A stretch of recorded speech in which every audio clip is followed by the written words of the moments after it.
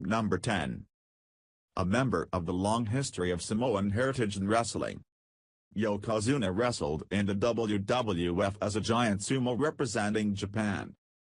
He won 2 WWF championships and main evented 2 WrestleManias in a row. He won the 1993 Royal Rumble and was credited with ending Hulkamania in 1994.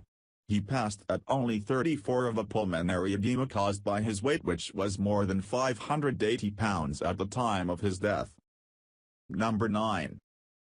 Mr. Perfect may be the best wrestler to never win the WWF title. He was a stellar wrestler who embodied his gimmick in the WWF in the 80s and 90s before going to WCW and using his real name Curt Hennig. He appeared in the 2002 Royal Rumble match and stayed for a short time. Hennig was found dead in a hotel room at the age of 44, dying from combined drug intoxication. Number 8.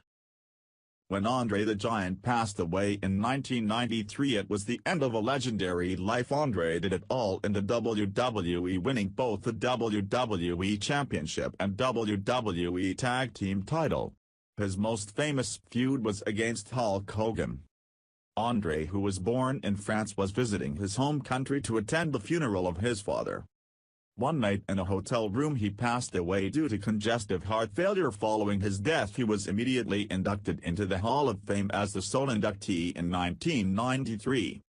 Number 7. Big Bossman was a big star in the 1980s, originally as Big Bubba Rogers with the NWA, feuding with Dusty Rhodes and then playing foil to megastar Hulk Hogan in the WWF. He left there in the early 1990s and went back to WCW, where he feuded with Vader and later was part of the NWO angle. He is known best by Attitude Era fans as the bodyguard of Mr. McMahon dressed in all black. He died of a heart attack at age 41. Number 6. Owen Hart may not have ever stepped out of the shadow of Big Brother Brett, but has accomplished much in Slammy Awards. Owen was an Intercontinental and Tag Team Champion and had some part of best matches in WWF history. His sad demise came shortly after his 34th birthday when he fell from near the top of the Kemper Arena due to a cable malfunction. Number 5. Rick Rude was a big star in the WWF in the 80s, feuding with Jake Roberts and the Ultimate Warrior. He was famous for airbrushed tights that he wrestled in. After leaving the WWF at the tail end of the 80s, he won the NWA Heavyweight title and was the company's top champion 3 times. Rude is infamous for appearing on WWF Raw and WCW Nitro on the same night. He died at age 40 of an accidental drug overdose. Number 4. Andrew Test Martin's first big role was as the on-screen love interest of Stephanie McMahon. But he lost her to her future real-life husband Triple H. He was a fairly successful singles and tag wrestler and held multiple titles. He returned to the new ECW and was very different physically, coming back with a huge muscular physique. He was released after being suspended for a wellness policy violation and died of an accidental overdose on pills just days before his 34th birthday. Number 3. To gain his biggest success as Samoan Savage Umaga.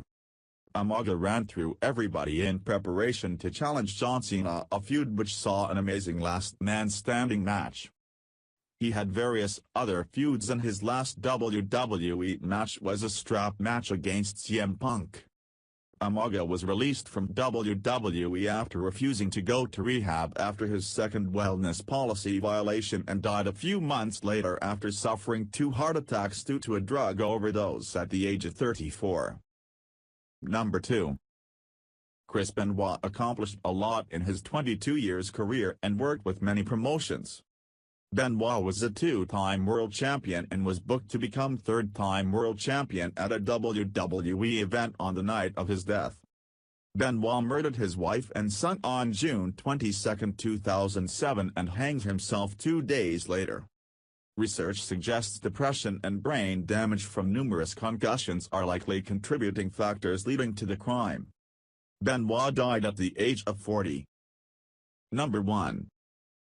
Eddie was the most successful member of his legendary family, winning multiple titles all over the world, including in WCW and WWE, where he became WWE champion in 2004.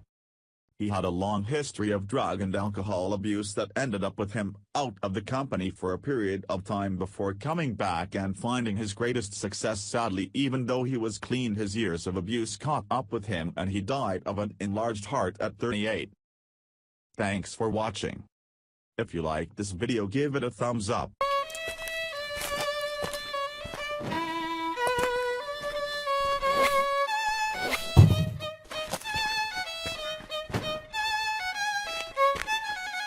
Please subscribe.